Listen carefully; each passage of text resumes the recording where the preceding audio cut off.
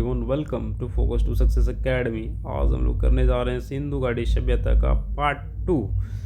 थोड़ा सा रिवाइज कर लेते हैं। देखिए, सिंधु घाटी सभ्यता का एक्सटेंशन देख लेते हैं। सबसे उत्तरी साइट जो नॉर्दर्न साइट है वह मांडा, जो कि चेनाब नदी के किनारे है, और दक्षिणी साइड दैमाबाद जो कि आपका गोदावरी नदी के किनारे है, महाराष्ट्र में है। सबसे पूर्वी साइड आलमगीरपुर जो कि आपका किस नदी के किनारे है, ये है आपका हिंडन नदी के किनारे, ठीक है। और सबसे पश्चिमी है आपका सूतका गैंडोर जो कि दास्क नदी के किनारे हैं। कुछ इंपॉर्टेंट साइट्स देख लीजिए। सबसे पहला साइट हड़प्पा खोदा गया था, ये रावी नदी के किनारे है और बाईं तरफ है, लेफ्ट साइड में है, ये ध्यान दीजिएगा, ठीक है।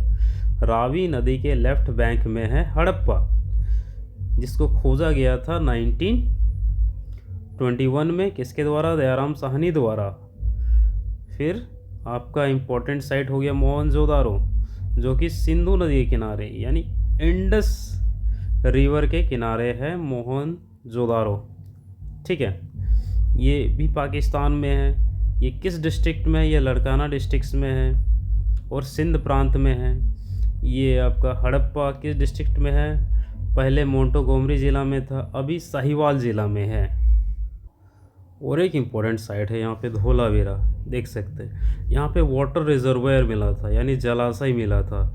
ये क्वेश्चन पूछा गया है, इसको ध्यान रखिएगा, धोलावीरा, ठीक है। इसकी और एक ख़ास बात ये है कि ये जो शहर था धोलावीरा, ये 3 पार्ट्स में डिवाइडेड था। कितने पार्ट्स में?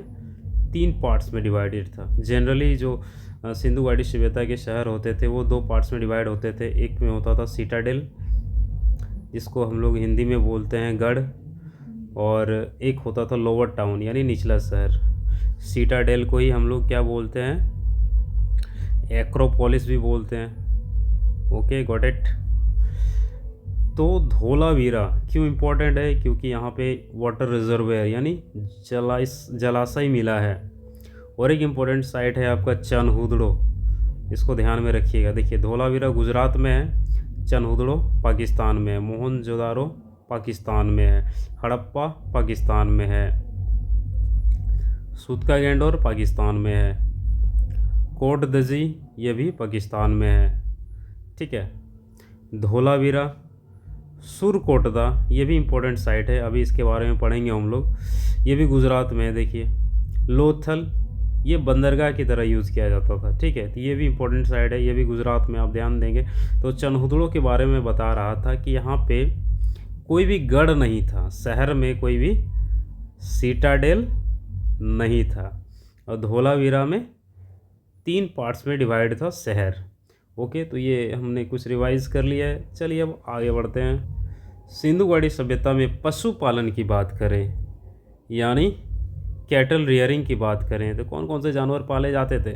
बकरी, भेड़, भैंस, सूअर, सांड और बैल। देखिए, जो आम तौर पे घरों में देखा जाता है गाँव में, जैसे भेड़ हो गया, बकरी हो गया, भैंस हो गया, सूअर हो गया, सांड हो गया, ये सब पाले जाते थे। और ख़ास बात ये है कि यहाँ पे जंगली सूअर, घड़ियाल, हिरन, मछली और पक्षियों के हड्डियाँ प्राप्त हुई हैं या हड्डियाँ मिली हैं। इसका मतलब अब जंगली सूअर को तो कोई पालेगा नहीं, शिकार किया करते होंगे। घड़ियाल को तो कोई पालेगा नहीं, हिरन भी पालने वाला जानवर है नहीं। मछली को पाला जा सकता है, तो इनका शिकार किया करते थे, ठीक है। हंटिंग एविडेंस मिला है, ये बोन्स मिला है किसका? जंगली सूअर का, wild pigs, crocodile, deer, fish and birds का। देखिए, घोड़े और गाय का प्रमाण तो नहीं मिला है, इसका कोई एविडेंस नहीं मिला। ये सब जानवर का हड्डियाँ मिली है, या फिर आप बोल सकते हैं कि मोहरों में, ठीक है, इनका चित्र छपा हुआ था सील्स में, जिसके थ्रू हम लोग ये पता कर पाएँ कि भाई ये सब जानवर पाले जाते होंगे। लेकिन घोड़े और गाय का कोई भी एविडेंस, प्रमाण नहीं मिला है। लेकिन एक एक्सेप्शन ये है कि सुरकोटदा, जो मैंने अभी आपको दिखाया था, सुरकोटदा, वहाँ पे घोड़े की एक हड्डी प्राप्त हुई है, एक ही हड्डी मिली है, ये एक्सेप्शन है, इसको ध्यान में रखिएगा। अब बात करते हैं सिंधु घाटी सभ्यता का ड्रेनेज सिस्टम यानी नाली प्रणाली। कमाल का भाई साहब, ऐसा इंजीनियरिंग मतलब अभी भी देखा नहीं जा सकता है। कमाल का ड्रेनेज सिस्टम था, एक विशिष्ट प्रणाली, मतलब एक पहचान है सिंधु घाटी सभ्यता का ड्रेनेज सिस्टम, ठीक है, इसके थ्रू ये जाना जाता है। सिंधु घाटी सभ्यता की नाली प्रणाली, ठीक है, नली नहीं है, नाली प्रणाली, ठीक है, नाली प्रणाली हड़प्पा सभ्यता की सबसे विशिष्ट विशेषता थी, ठीक है, एक डिस्टिंक्टिव फीचर बोल सकते हैं कि इसके वजह से सिंधु घाटी सभ्यता जाना जा रहा है, किसके वजह से, नाली प्रणाली, ड्रेनेज सिस्टम की वजह से। ग्रिड पैटर्न वाली सड़कें और गलियां जो समकोण पर एक दूसरे को काटती थी, मतलब सड़कें इस तरह से बनाई जाती थी, एक दूसरे को 90 डिग्री में काटती थी, इसी को बोला जाता है ग्रिड पैटर्न, ठीक है। उदाहरण के लिए लोथल में नालियों के बीच गड्ढे या सेसपिट बनाए जाते थे। देखिए ये जो है ना, ये इसको बोलते हैं सेसपिट, ये गड्ढे बनाए जाते हैं ताकि जो सॉलिड कचरा है उसको यहाँ से निकाला जा सके, मतलब सफाई के लिए नालियों में ये बनाया जाता था। नालियों को ढकने के लिए चूना पत्थर की पत्तियों का उपयोग किया जाता था। लाइमस्टोन स्लैब्स का यूज़ किया जाता था, इसको नालियों को ढकने के लिए किसका यूज़ किया जाता था, लाइमस्टोन स्लैब्स यानी चूना पत्थर की पट्टियों का यूज़ किया जाता था, एक तरह से कवर का यूज़ किया जाता था। किसका बना हुआ रहता था, लाइमस्टोन स्लैब्स यानी चूना पत्थर का बना हुआ रहता था। अब सिंधु घाटी सभ्यता के लोगों के घरों की बात करते हैं। उनका जो गृह वास्तुकला था, आर्किटेक्चर किस प्रकार का था, ईंटों का प्रयोग करते थे, ठीक है, पकाई गई ईंटों, भट्ठी की ईंटों से बनाए जाते थे घर, ठीक है, दरवाज़ा लकड़ी का होता था, स्वच्छता का ध्यान रखते थे, बहुत ही मतलब प्राइवेसी का भी ध्यान रखते थे। प्रत्येक घर में स्नानाघर होता था, बाथरूम हुआ करता था भाई साहब, निजी कुएं, कई घरों में कुएं भी थे। खिड़कियां और दरवाजे जो हैं सड़क की ओर न खुलकर पिछवाड़े की ओर खुलती थी, मतलब देखिए जो दरवाज़ा होता है अपने अंदर की तरफ खुलता था, बाहर की तरफ नहीं खुलता था।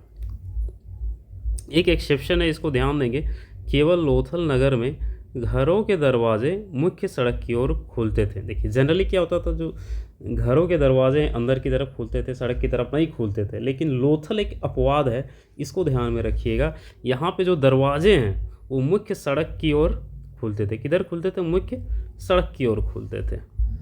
अब बात करते हैं सिंधु घाटी सभ्यता में समाधि अध्ययन, ठीक है, समाधि अध्ययन यानी स्टडी ऑफ बरियल्स, किस तरह से दफनाया जाता था लाशों को, ठीक है, मृत्यु के बाद किस तरह से शवों को दफनाया जाता था, इसकी बात करते हैं हम लोग, ठीक है। तो सिंधु घाटी सभ्यता में समाधि अध्ययन के दौरान मिट्टी के बर्तन और आभूषण मिले हैं जिन्हें परलोक में उपयोग के लिए रखा जाता था। मतलब ऐसा ही मानना था उस समय के लोगों का कि अगर किसी मृत व्यक्ति को दफनाया जा रहा है तो उसके साथ मिट्टी के बर्तन, ठीक है, आभूषण भी दफनाया जाए ताकि आफ्टर लाइफ, ठीक है, मतलब परलोक में उसका वो उपयोग किया जा सके उस मृत व्यक्ति द्वारा। पुरुषों और महिलाओं दोनों की कब्रों में आभूषण पाए गए हैं, खबरों नहीं होगा, ये कब्रों होगा, ठीक है, कब्रों में आभूषण पाए गए हैं। मतलब महिला हो या पुरुष हो, दोनों के कब्र में क्या मिला है, आभूषण मिला है, ठीक है। मृतकों को अक्सर तांबे के दर्पण के साथ दफनाया जाता था। किसके साथ दफनाया जाता था, तांबे के दर्पण के साथ दफनाया जाता था मृतकों को। कुत्तों को उनके मालिकों के साथ दफनाया जाता था। अगर कोई कुत्ता पाला हुआ है वो मर जाता है और कुत्ता भी बाद में मर जाता था तो कुत्ता को भी उसी कब्र के सामने दफनाया जाता था। आप इमेज में क्लियरली देख सकते हैं, ये सारे एविडेंसेस हैं जो बरियल्स मिले हैं, जो शव मिले हैं, दफनाए गए हैं। आप देख सकते हैं यहाँ पे मिट्टी के बर्तन भी दफनाए गए हैं साथ में, ठीक है, आभूषण भी दफनाए गए हैं। ये तांबे का ये आईना है, मिरर है, ठीक है, मतलब ये देखिए इसको बोलते हैं अर्न बरियल, कलश समाधि, ठीक है, कलश भी दफनाया जाता था। और डबल बरियल भी दफनाया गया है, मतलब एक साथ जुगल समाधि जिसको बोलते हैं, एक साथ कपल्स को दफनाया गया है, वो आपका लोथल में, ठीक है। ये क्वेश्चन पूछा है, इसको ध्यान रखिएगा। लोथल में डबल बरियल यानी जुगल समाधि पाया गया है।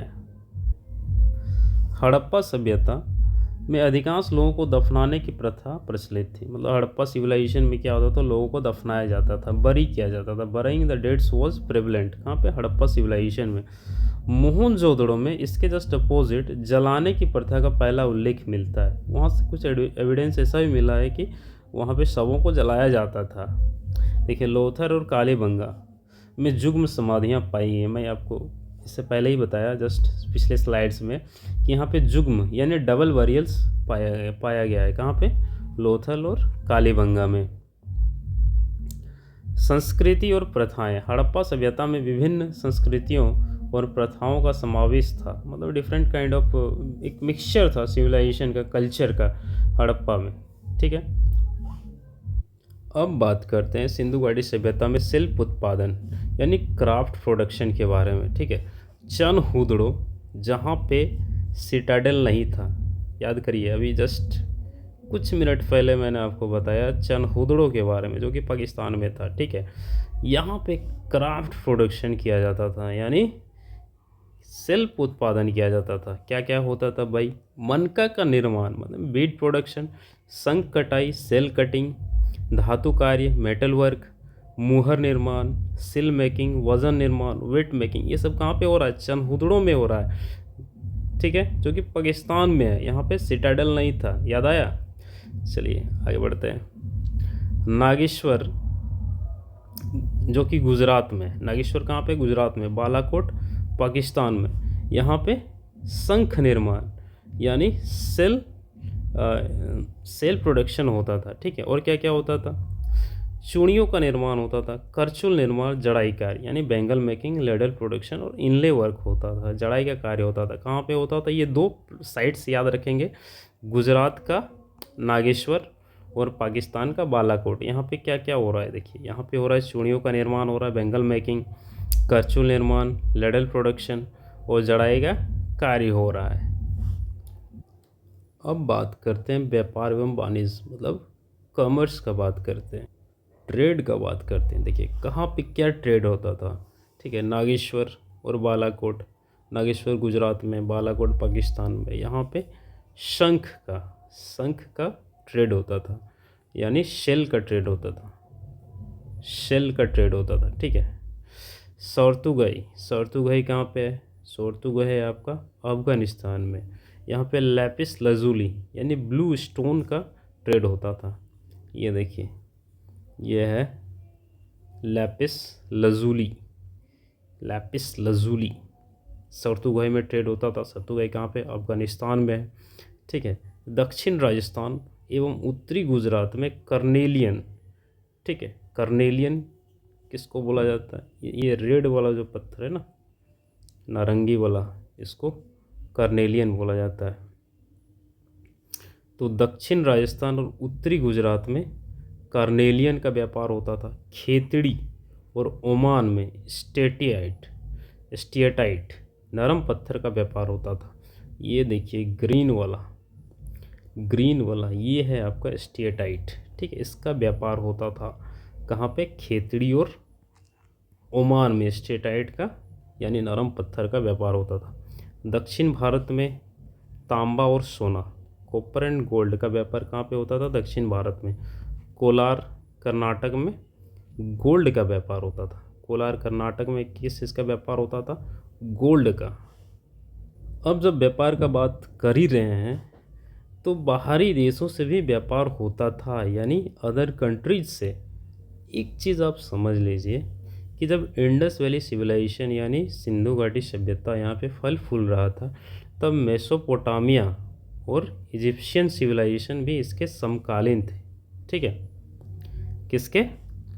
सिंधु घाटी सभ्यता के। मेसोपोटामिया और इजिप्शियन सिविलाइजेशन भी इसके समकालीन थे। ठीक है, और मेसोपोटामिया के लोग सिंधु सभ्यता को मेलुहा कहते थे। यानी मेसोपोटामिया में, जो कि इराक में है, अभी मैं आपको दिखा रहा हूँ कहाँ पे है मेसोपोटामिया। ये देखिए, यहाँ पे है आपका सिंधु घाटी सभ्यता।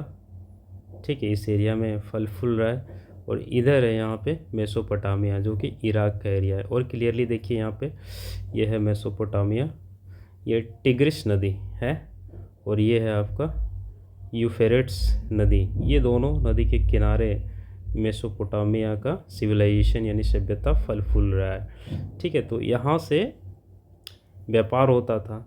तो यहाँ के जो लोग हैं, इस सिंधु घाटी सभ्यता के लोग को क्या बोलते थे? मेलुहा। ठीक है, मेलुहा कह के पुकारते थे, यानी मेलुहा नाम रखे थे। अब बात करते हैं मोहरों की। ठीक है, जो सील्स मिली है हड़प्पा सिविलाइजेशन में, सिंधु घाटी सभ्यता में जो सील मिली है वो किस चीज़ की बनी हुई थी? वो नरम पत्थर स्टेटाइट की बनी हुई थी। ठीक है, इन मोहरों पर अक्सर पशु आकृतियाँ और चित्रलिपि अंकित होती थीं। पशु की आकृतियाँ बनी होती थी मोहरों पे, सील्स पे, या फिर चित्रलिपि अंकित होती थी। मतलब पिक्चर के माध्यम से कुछ लिखा हुआ रहता था, पिक्टोग्राफिक स्क्रिप्ट। अधिकांश मोहरों पर एक पंक्ति में लेखन पाया जाता था। ठीक है, एक ही पंक्ति में लेखन पाया जाता था। यह लेखन संभवतः मालिक के नाम और उपाधि दर्शाता है, मालिक का नाम दर्शाता है या फिर उपाधि दर्शाता है। हड़प्पा वासियों को शेर के बारे में जानकारी नहीं थी। ये देखिए यहाँ पे ये पशुपति का सील है, इसमें बहुत सारे जानवर आपके डिपिक्टेड है, अंकित हैं। देखिए टाइगर हो गया, ये एलिफेंट हो गया, ये सांड हो गया, ये राइनो हो गया यानी जल हाथी, हिरन भी है नीचे। ठीक है, तो कभी कभी ये पूछता है कि जो पशुपति का सील है, ठीक है, उसमें कौन कौन से जानवर हैं? तो आप याद कर सकते हैं, बुल है, हाथी है, मतलब सांड, हाथी, बाघ, फिर हिरन है और राइनोसेरस है। ठीक है, गैंडा है जिसको बोलते हैं। ठीक है, तो ये जानवर आप ध्यान रखेंगे, इसको भी कभी कभी पूछा जाता है। ठीक है, अब बात करते हैं सिंधु घाटी सभ्यता का स्क्रिप्ट यानी लिपि के बारे में। ठीक है, तो हड़प्पा लिपि वर्णमाला क्रम में नहीं थी और चित्रलिपि थी। किस तरह का था? पिक्टोग्राफिक था, चित्रलिपि था। अधिकांश अभिलेख छोटे होते थे, बहुत छोटे। सबसे लंबी लिपि लगभग 26 चिन्ह होते थे। कितने होते थे? 26 चिन्ह होते थे सबसे लंबी लिपि के। यह दाएं से बाएं लिखी जाती थी। इसे वो वोस्ट्रेफिडोन स्क्रिप्ट कहा जाता था। ठीक है, वोस्ट्रेफिडोन होगा, इसको ध्यान देंगे यहाँ पे। वोस्ट्रेफिडोन मतलब इधर से दाएं तरफ से लिखा जाता था, बाएं, इस तरह से। अब देखिए ऐसा कैसे पता चला कि बाएं से दाएं लिखा जाता है? सपोज दैट मैं यहाँ पे कुछ लिख रहा हूँ, I am going to Patna in the morning. अब देखिए इधर से इधर जब मैं लेफ़्ट से राइट लिखा, तो राइट जाते जाते जब मुझे पता चला कि यहाँ पे स्पेस नहीं है, तो ये मेरा अक्षर जो है, जो लेटर है, वो छोटा हो गया। बस यही टेक्निक का यूज़ करके पता लगाया गया कि भाई ये दाएं से बाएं लिखा जाता था, फ्रॉम राइट टू लेफ़्ट, और फिर लेफ़्ट टू राइट, फिर राइट टू लेफ़्ट। क्योंकि इधर बड़े बड़े अक्षर, बड़े बड़े चित्र होते थे और इधर छोटे छोटे हो जाते थे, तो इसी से ये अंदाज़ा एज्यूम किया गया कि राइट टू लेफ़्ट लिखा जाता था, फिर लेफ़्ट टू राइट लिखा जाता था। और इसको क्या बोलते हैं? वोस्ट्रेफिडोन। ध्यान देंगे, वोस्ट्रेफिडोन स्क्रिप्ट बोला जाता है, वोस्ट्रेफिडोन। ठीक है, ये कहाँ कहाँ मिला है? आभूषणों में मिला है, अस्थि छड़ में मिला है। ठीक है, मतलब अस्थि मतलब हड्डी, बोन रोड में मिला है, सिल्स में मिला है, तांबे के औजारों में मिला है, मिट्टी के बर्तनों में, और एक प्राचीन संकेत पत्रिका पर पाई गई है। ठीक है, हड़प्पा लिपि आज तक पढ़ी नहीं जा सकी है। ये जो स्क्रिप्ट है अभी तक कोई डिसिफर नहीं कर पाया है, इसलिए इस पीरियड को हम लोग किस में रखते हैं? प्रोटो हिस्ट्री में, यानी आद्य ऐतिहासिक काल में रखते हैं। किसको? सिंधु घाटी सभ्यता का, क्योंकि इसकी लिपि को आज तक पढ़ी नहीं जा सकी है। अब बात करते हैं वज़न प्रणाली यानी वेट्स। किस तरह का वेट्स यूज़ किया जाता था? देखिए सिंधु घाटी सभ्यता में विनिमय मतलब होता है बार्टर सिस्टम। बार्टर सिस्टम क्या होता है? जो मुझे ज़रूरत है वो तुम मुझे दो, और जो तुम्हें ज़रूरत है वो मैं तुम्हें दूंगा। ठीक है, मतलब यहाँ पे डबल कोइंसिडेंस होना चाहिए। सपोज दैट मुझे अगर पेन चाहिए तो तुमको पेन देना होगा, ठीक है, PEN की बात कर रहा हूँ भाई, पेन।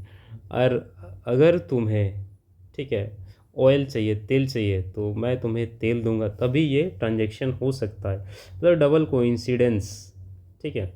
जो मुझे चाहिए वो तुम्हारे पास होना चाहिए, और जो तुम्हें चाहिए वो मेरे पास होना चाहिए। ये होता है बार्टर सिस्टम, ठीक है। सपोज दैट किसी को अगर चावल चाहिए, और चावल जो दे रहा है उसको चाहिए गेहूँ चाहिए, ठीक है, तो गेहूँ वाले के साथ ही चावल एक्सचेंज हो सकता है। अब मान लो जो जिसे गेहूँ चाहिए, ठीक है, उसके पास चावल नहीं है, तो उसके साथ वो एक्सचेंज नहीं कर सकता है। तो इट वाज क्वाइट डिफ़िकल्ट, ठीक है, मतलब बहुत दिक्कतों का सामना करना होता होगा, क्योंकि बार्टर सिस्टम चलता था उस टाइम पे। अब देखिए, यह प्रणाली मुख्यतः चट नामक पत्थर से बनाई जाती थी। किससे? एक चट नाम का पत्थर था, उससे वेट्स बनाए जाते थे। वज़न मापने के लिए उपयोग में लाए जाने वाले पत्थर शुक्र और रोहड़ी की पहाड़ियों से प्राप्त होते थे। कहाँ से प्राप्त होते थे? शुक्र और रोहड़ी की पहाड़ियों से प्राप्त होते थे चट नामक का पत्थर, जिससे वज़न बनाया जाता था। इन पहाड़ियों से चूना पत्थर और अन्य प्रकार के पत्थरों का बड़े पैमाने पर उत्पादन होता था। इन पहाड़ियों से क्या मिलता था? चूना पत्थर और अन्य प्रकार के पत्थर भी यहाँ पाए जाते थे। कहाँ से? शुक्र और रोहड़ी की पहाड़ियों से, ठीक है। छोटे मूल्य वर्ग के वजन बाइनरी आधारित होते। अच्छा, दो टाइप्स का वजन वेट्स बनाए जाते थे, एक बाइनरी और दूसरा डेसिमल, ठीक है। डेसिमल यानी 10 का मल्टीपल, बाइनरी यानी 2 का मल्टीपल, ठीक है। दो टाइप्स के वज़न होते थे, एक थे बाइनरी और दूसरा था डेसिमल। बड़े मूल्य वर्ग के लिए डेसिमल और छोटे मूल्य वर्ग के लिए बाइनरी, ठीक है, समझ में आ गया। बाइनरी और डेसिमल दो प्रकार के वेट्स का यूज़ किया जाता था। आप देख सकते हैं ये सब एविडेंस मिला हुआ है, ठीक है। ये सब वेट्स है, सिंधु घाटी सभ्यता के वज़न, ये सब एविडेंस है, ठीक है। सिंधु घाटी सभ्यता में असामान्य, अब देखते हैं कि पूजा किसकी करते थे ये लोग, ठीक है। क्या उस टाइम पे भी भगवान को मानते थे या नहीं मानते थे? तो क्या एविडेंस मिला है? सिंधु घाटी सभ्यता के में असामान्य या अपरिचित वस्तुओं की पूजा की जाती थी, ठीक है। असामान्य मतलब एबनॉर्मल, और अपरिचित वस्तुओं की पूजा की जाती थी। मातृ देवी एक एविडेंस मिला है, मदर गॉडेस की पूजा होती थी। पुरोहित राजा, प्राइस्ट किंग जिसको बोला जाता है, इसको भी पूजा जाता होगा। कालीबंगा और लोथल में अग्नि की वेदिकाएं मिली हैं, ठीक है, फायर अल्टर्स मिले हैं। कहाँ पे? कालीबंगा और लोथल में। इंपॉर्टेंट पॉइंट है, इसको नोट करिएगा। कालीबंगा और लोथल में क्या मिला है? अग्नि की वेदिकाएं यानी फायर अल्टर्स मिले हैं, ठीक है। तो मातृ देवी, मदर गॉडेस की पूजा की जाती थी, ठीक है। पुरोहित राजा का भी एविडेंस मिला है, हो सकता है इसको भी पूजा जाता होगा। और एक प्रोटो शिवा का सेल भी मिला था ना, अभी मैंने दिखाया था, जिसमें 5 जानवर थे, हो सकता है उसको भी पूजा जाता होगा। ये है आपका प्राइस्ट किंग, और ये है मदर गॉडेस यानी मातृ देवी। दोनों जो है मोहनजोदड़ो से प्राप्त हुए हैं, ठीक है। ये भी प्राइस्ट किंग दाढ़ी वाले बाबा और ये मातृ देवी, ये दोनों मोहनजोदड़ो से मिले हैं।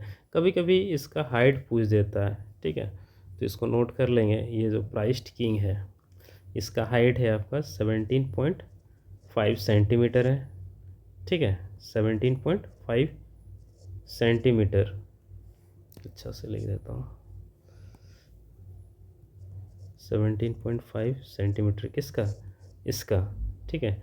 इंचेस में बोले तो 6.9 इंचेस, ठीक है। ये है मदर गॉडेस, ठीक।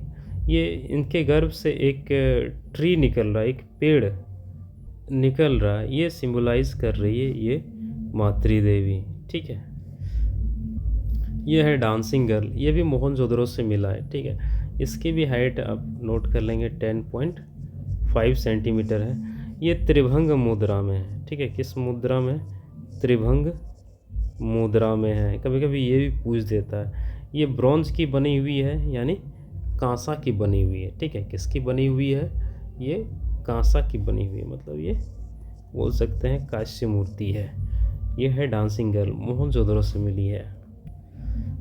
एक श्रृंगी पशु की सील भी मिली है, ठीक है। The seals of the Indus valley civilisation depict a one horned animal, मतलब एक शिंग वाला पशु की छवि देखी जाती है, ठीक है। ये पशु भी मिला है सील में। यूनिकॉर्न, इसका पिक्चर मैं आपको दिखाता हूँ। ये देखिए, इस मोहर में ये एक सिंग वाला पशु भी दिखाया गया है, तो ये भी सील में मिला है। लिंग का भी मतलब एविडेंस मिला हुआ है। लिंग, शंकर को एक तरह से कॉनिकल स्टोन में लिंग का एक मिला हुआ है, सिंबलाइज किया गया है किसको, शंकर के प्रतीक को, ठीक है। मतलब भगवान शंकर के प्रतीक को एक कॉनिकल स्टोन के द्वारा एज ए लिंग दिखाया गया है, और ऐसा हम लोग अंदाज़ा लगा सकते हैं कि इसका वर्शिप किया जाता होगा, मतलब भगवान शिव का वर्शिप किया जाता होगा उस टाइम पे, क्योंकि एक एविडेंस मिला है लिंग का। इसके थ्रू हम ये एज्यूम कर रहे हैं, अंदाज़ा लगा रहे हैं कि उस टाइम पे शंकर भगवान का पूजा लोग करते होंगे। और एक आद्य शिव मुहर, ठीक है, आद्य शिव जिसको हम पशुपति सील भी बोलते हैं, ये भी मिला है। मैंने आपको पहले दिखाया है, अब फिर से दिखा देता हूँ। यह है प्रोटोशिवा सील, आद्य शिव मुहर, ठीक है। तो ये सारा एविडेंसेस मिला है हमको हड़प्पा सभ्यता से, सिंधु घाटी सभ्यता से। तो ऐसा हम लोग एज्यूम कर सकते हैं कि इसकी लोग उस टाइम पे पूजा किया करते होंगे। देखिए, ये लिंग भी मिला है, ठीक है। तो लिंग की पूजा का प्रमाण मिला है जो शिव से जुड़ी मानी जाती है। हड़प्पा और मोहनजोदड़ो की खुदाई में लिंग आकृतियाँ मिली हैं, ठीक है। यह दर्शाता है कि सभ्यता के लोग लिंग पूजन परंपरा का पालन करते थे, मतलब लिंग की पूजा करते थे। यह धार्मिक और सांस्कृतिक मान्यताओं के विकास का संकेत है, ठीक है। धार्मिक और सांस्कृतिक जो मान्यताएं थी उसका डेवलपमेंट का एक सिंबल है ये। सिंधु घाटी सभ्यता इतिहास और संस्कृति को समझने का महत्वपूर्ण स्रोत है, ठीक है। अब बात करते हैं कि किस तरह के बर्तन का प्रयोग वो करते थे सिंधु घाटी के लोग, ठीक है। तो जो एविडेंसेस हमें मिले हैं वो गेरुआ रंग यानी ओकरे कलर्ड, ठीक है, ओकरे कलर्ड। और मैक्सिमम बर्तन ऐसे मिले हैं ना कि वो रेड कलर पेंटेड होते थे बर्तन, ठीक है। जो भी बर्तन होते थे वो रेड कलर पेंटेड होते थे, ऊपर में उसके ब्लैक कलर पेंट कर दिया जाता था। काले लाल मृदभांड, black and redware, painted greyware, ये भी पाया गया है, लेकिन मैक्सिमम ब्लैक एंड रेडवेयर मिला है, ठीक है। और ओकरे कलर यानी गेरुआ कलर के बर्तन मिले हुए हैं, ठीक है। गेरुआ कलर, काले लाल मृदभांड, तो ये इंपॉर्टेंट है, इसको ध्यान रखिएगा, ठीक है। पेंटेड ग्रेवेयर ये बहुत कम मिला है, और मैक्सिमम आपको वैदिक एज में मिलेगा। इसके बाद का जो चैप्टर है उसमें मैं आपको पढ़ाऊँगा। ये देखिए एविडेंसेस, ये सारे बर्तन मिले हैं, गेरुआ कलर के हैं, रेड कलर के हैं, ब्लैक वाला तो इस फिगर में नहीं है। चलिए ठीक है, अब जानते हैं कि अच्छा इसका पतन कैसे हुआ, सिंधु घाटी सभ्यता का पतन के संभावित कारण, ठीक है। क्या क्या संभावित कारण थे जिसकी वजह से सिंधु घाटी सभ्यता का पतन हो गया, वो ख़त्म हो गया। हो सकता है क्लाइमेट चेंज के कारण, जलवायु परिवर्तन हो गया होगा, वनों की कटाई के कारण, ठीक है, ओवर पॉपुलेशन के कारण, ठीक है, या फिर अत्यधिक बाढ़, फ्लड आ गया होगा, अत्यधिक बाढ़ के कारण, चेंज ऑफ रिवर कोर्सेस और ड्राइंग ऑफ, इसका मतलब होता है नदियों का मार्ग बदलना या सूखना, नदी मार्ग बदल लिया, नदियाँ सूख गई, ठीक है, या फिर विदेशी आक्रमण के कारण, ठीक, ये जो सिंधु घाटी सभ्यता है इसका पतन हो गया। यहाँ पे एक चीज़ नोट करेंगे, ये अत्यधिक बाढ़ नहीं होगा, ठीक, ओवर पॉपुलेशन नहीं होगा, ये होगा आपका फ्लड, ठीक है। अत्यधिक फ्लड मतलब बाढ़ आ गया, बाढ़ नहीं, क्या है यहाँ पे, बाढ़, ठीक। फ्लड के कारण भी हो सकता है, या फिर क्लाइमेट चेंज के कारण भी हो सकता है, वनों की कटाई के कारण, फॉरेन इन्वेजन, ठीक है, ये बहुत सारे रिसर्चर्स का मानना है कि फॉरेन इन्वेजन के कारण सिंधु घाटी सभ्यता का पतन हो गया। Okay, thank you. Next class में मिलते हैं, फिर हम लोग करेंगे वैदिक सिविलाइजेशन, वैदिक सभ्यता। तो बने रहिए मेरे साथ। जो लाइक और सब्सक्राइब नहीं किए हैं सब्सक्राइब कर लेंगे। पूरा जीके कवर करने वाला हूँ, आप टेंशन मत लीजिए। Bye bye.